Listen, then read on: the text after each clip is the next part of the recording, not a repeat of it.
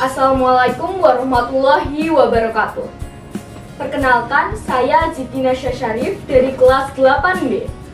Di kesempatan ini saya akan mengulas sebuah novel yang merupakan novel favorit saya yang berjudul Tentang Kamu. Novel ini dituliskan oleh penulis Indonesia yaitu Tere Liye. Novel ini diterbitkan oleh penerbit Sabaghrib pada tahun 2016.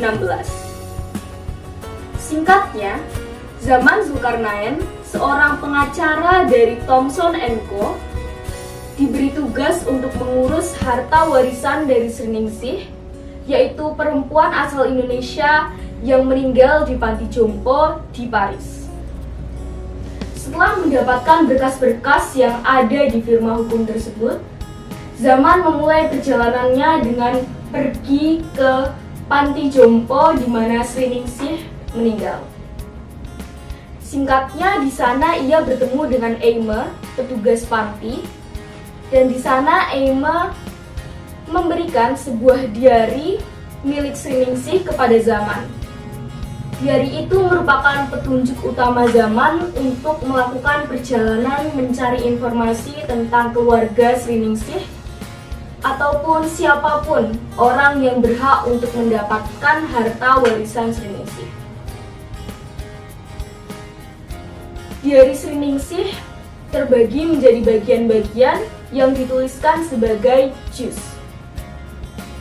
Juz pertama membahas mengenai kesabaran. Di juz tersebut, Sriningsih menuliskan tentang masa kecilnya yang berlatar di Pulau Bunin pada tahun 1946 hingga 1960. Bab kedua yaitu mengenai persahabatan.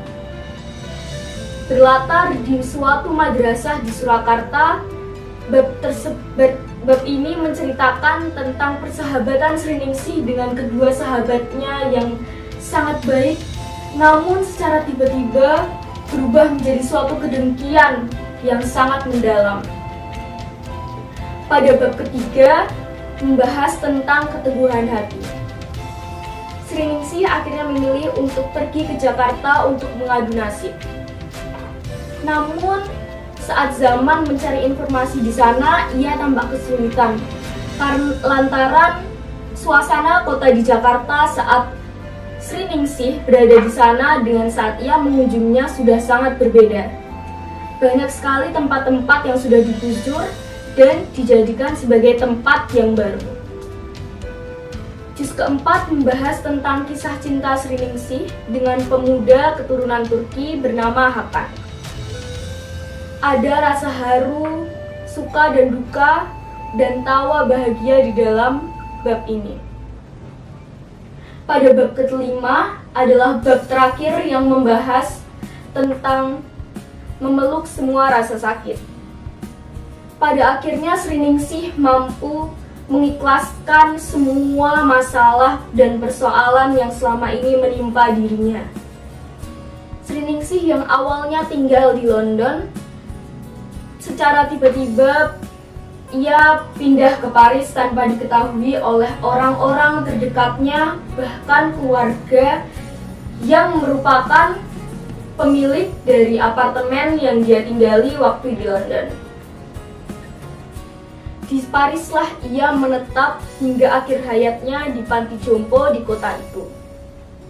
Saya sangat menikmati novel Tentang Kamu ini.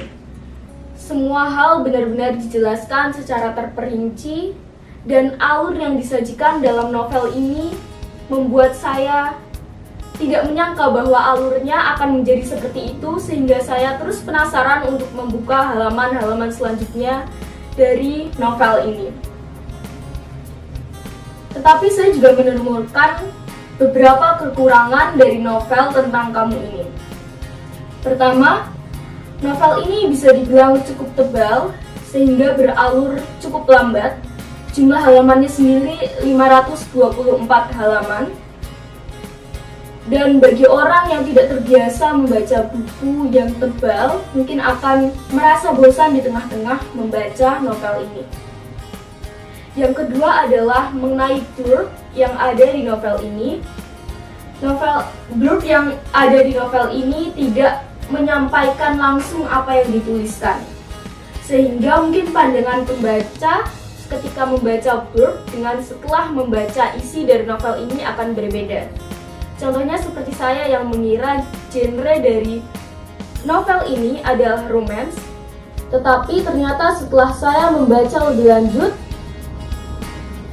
novel ini mengisahkan tentang perjuangan seorang wanita. Di samping kekurangan-kekurangan itu, saya sangat merekomendasikan novel ini. Banyak sekali pelajaran yang bisa kita ambil dari setiap halaman-halamannya, setiap bab dan juz yang ada di dalam buku ini. Sekian yang bisa saya sampaikan dari ulasan novel tentang kamu. Terima kasih. Wassalamualaikum warahmatullahi wabarakatuh.